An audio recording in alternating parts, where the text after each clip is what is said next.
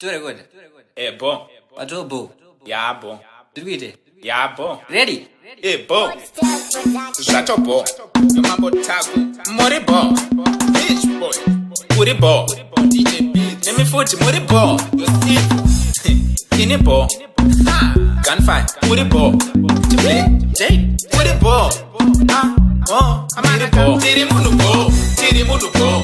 Musambo dichkira tiri munu bo. Titori bo. Takadai so.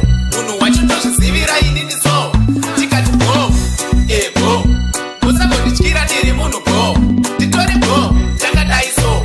Munu wacho tosha zivira inini so. Tiri munu bo.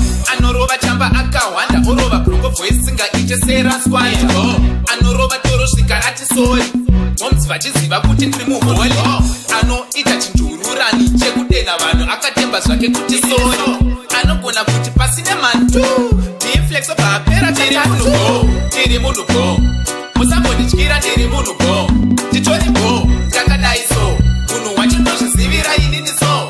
Tikati bo. Bo. Musambodyira tiri munhu bo. Titori bo. Takadai so.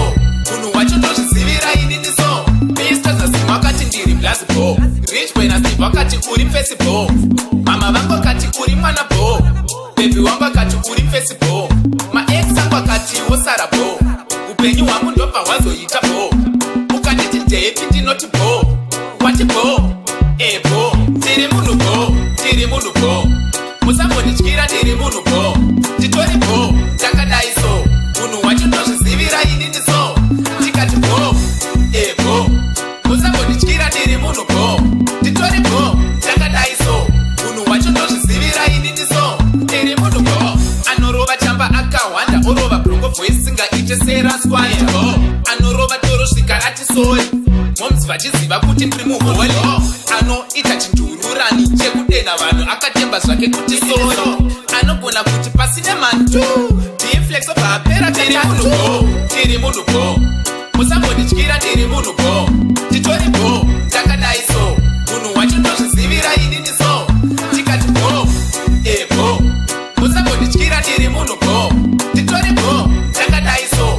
Munhu wacho ndozvizivira inini so. Malina Fort Style. Maproducer bo. Gunfire T-Black. Igenga bo. Major na P-Styles. Team bo.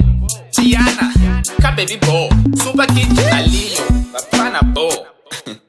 Kana ndimiwo. Dainda masiya maizotiwo.